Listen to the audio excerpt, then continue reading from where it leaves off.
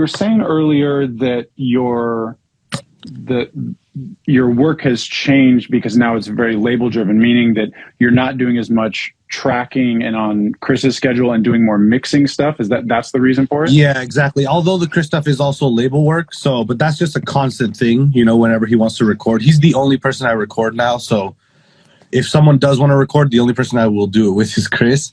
But apart from that, I've almost started doing a lot less indie stuff and more label stuff after, the Kid Laroi stuff and the Nas shit and everything. So because that's happened, I've been relying more on labels, and obviously labels are closed until the 3rd. So that's kind of what happened. I'm just kind of in the water right now, little couple things. Chris records, so I might go to his house and record, but it's not like a thing where I'm there 8 in the morning till 8 at night. You know what I mean? Like, I'll go there in the evening.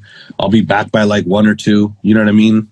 Which is usually when I do that anyways. You used to have that kind of schedule though, right? Just being on call and going crazy. Is that because your role has changed or because his flow has changed this last year? I think it's both. I mean, like, as we're getting older, I started working for Chris when I was 26 and he was 20. He was finishing 26 going to 27. It's been almost 6 years now. He's 32 now. I'm 31. You know what I mean? So I think over time, that's just what happens is you start to kind of have, he's got kids. I'm doing my thing, family, whatever. So it starts to kind of change over time. In your 20s, for me, like, that was when it was like, no rules. I don't care what time it is. It's 4 in the morning. We're going to the studio. We're not coming back till 4 in the afternoon the next day. And as you get older, it just kind of starts to become like, you don't need to be in the studio for 15 hours. You know what I mean? You can go in there, do the records you need to do, and call it a day. If you want to party after, then be my guest. But it's just things kind of start to change as you get older. You know what I mean? How much of a 15-hour session is actually recording? Oh, that is just the question of the fucking day. So it's a 15-hour session. There's probably like 4, 5, maybe 6 solid hours of recording. You know what I mean? Than I thought, honestly. It's more, but it can be like sometimes it's like 2 hours, 3 hours. You're like a solid recording, but throughout the night you might record like a hook, and then you're chilling, and then you record a verse, and then you're chilling. So it's like these little pockets, which is what makes it difficult because you're not just going in for 4 hours and then you're leaving.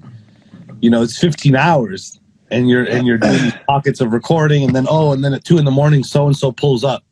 And he wants to lay a verse on this. So then, you know what I mean? You've been there since 6 in the afternoon recording. So it's like, it starts to get crazy. I can see and I don't want to sound like lazy, like, oh, I don't do that. But you got to think about it. I've been cutting vocals for 13 years. Day in, day out. It's all I knew. I didn't know shit about it. And you got to be on it. You got to be on those 15-hour sessions. Everybody else is chilling for, 10 hours of that. But you got to be ready to go at all times. 100. You're the first one there, and this is my thing. Like, I would show up, and I would get on the Paramount assistant so hard because I would show up to my sessions an hour early every time. When I got there, I wanted everything set up, microphone up. I was gonna test the mic, everything. I would get that done in like 30 minutes, and sometimes because there was usually an issue, it could take a whole hour to get set up because this tie line, something's wrong with the tie line, and I have a new assistant. He's got to go find the other assistant. Yep. He's going to bring, what's wrong with the tie? Oh, you're not supposed to use tie line too, man. You're supposed to use So it turns into that, and it's just time. And I found that the times that I get there the earliest are the ones that I'm glad I got there the earliest because there was some sort of issue. Maybe the Telefunken didn't come from the rental house yet, and they're waiting on it still. You know what I mean? So there's so many little things. So I'm there an hour early, and the assistants wouldn't show up an hour early. They show up 30 minutes early. And I'd be like, I've been here for 30 minutes having so-and-so help me because you weren't here yet. This is I would be curious to break this down a little further if you're willing. Like, when you would go do a session with Chris Brown at Paramount, something like that, the session, you have it booked from, let's say, 4 p.m. You will show up at 3 p.m. Yep. Even though it's just vocals. You're not working on the console. You're not setting up drums. You're not doing any of this sort of stuff. Just a vocal session with a chain you already know. Everything. And yet you will show up an hour early in order to make sure that everything is right. What you go there and what do you do first? You see everything set up. Let's get the mic going. Let's get inputs going. What's the process? That's the process. I'd walk in. The assistant's not here yet. Well, I couldn't fucking told you that. Is there anybody else here that can help me? Yeah, let me get so-and-so. Okay, cool. So now this guy's helping me. get this microphone, which usually came from Capital Rentals, which was a Telefunken. And then I tell them I want CL1B 1073, set it up. If the CL1B is far away from where the chair is, either rent one for me and bring it in here, because they usually have rentals on site at Paramount for CL1Bs, or pull it out of the wall and put it next to me. Because the compressor is not a set it and forget it. It's a constant thing. As I'm recording, I'm cutting down the gain. I'm moving the threshold a little bit. Like as he's reaching these higher notes and then he's coming back down to low, I'm gaining him up a little bit.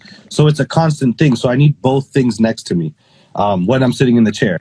Will you have the preamp basically set the same place and CL1B used for level? Will you change the gain on the preamp much? Yeah, so on the preamp is actually where I'll change how much I'm pushing into the compressor. So if the preamp, I'll usually have it set like 30, 35, maybe 40 if we're doing like some low register stuff where I need more gain.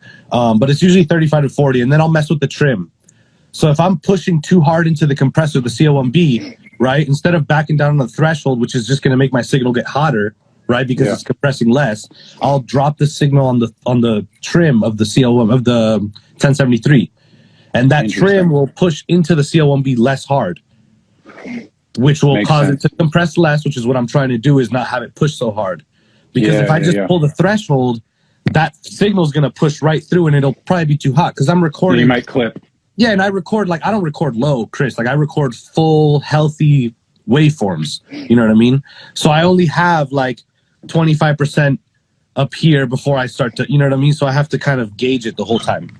But yeah, so the setup is some headroom, but not a ton. Sorry, keep going. So ton of a little bit of headroom, but not a lot. And then if it's too low, it's an issue, because I start gaining the regions and all of the noise and whatever was in the booth, because Chris is quite noisy in the booth, his chains and moves his foot. He sits in, like, the chair, he's always moving in it and it's creaking. So that's a whole nother story, but that's why I get good healthy waveforms. If there's an issue, like a chain moves, I'll tell him, like, yo, do that takeover. There's like something that moved, and he's always more than happy to do a takeover. It's not a big deal. But yeah, so the setup is getting all that set up, and then after that, I usually have about 30 minutes if nothing went wrong, and that is my time to essentially acclimate.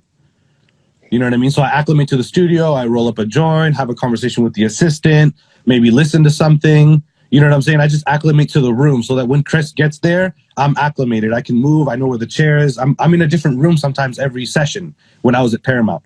So every room is different. If I'm sitting, some rooms you're sitting with the console, your desk is on the console. And most rooms you're sitting to the side like this. Right. So there's different things. Sometimes I need the CL1B over here for my right hand. Sometimes, you know, so it just depends. So I get it all set up, and then I just acclimate myself to the room and vibe out. Chris is never on time. So although I show up at an hour early from the 4 o'clock start time, he won't roll in until 5:30 or 6. Yep. But I don't go, oh, well, Chris is going to be late, so I might as well just show up at 4:30 after the session starts. Because guess what? The day you do that, Chris got up early that day and he's at the studio early. Yep. So that's why you always just keep it going. Don't try to cut corners and stuff like that, because it will bite you in the ass for sure. Your job is to be the most professional person around, because it's his job to be a fucking rock star, and it's your job to be available for all possibilities of capturing what he does. Exactly. So even if you end up being there every time 2.5 hours early, don't assume that that's what it's going to be. That's a really important thing.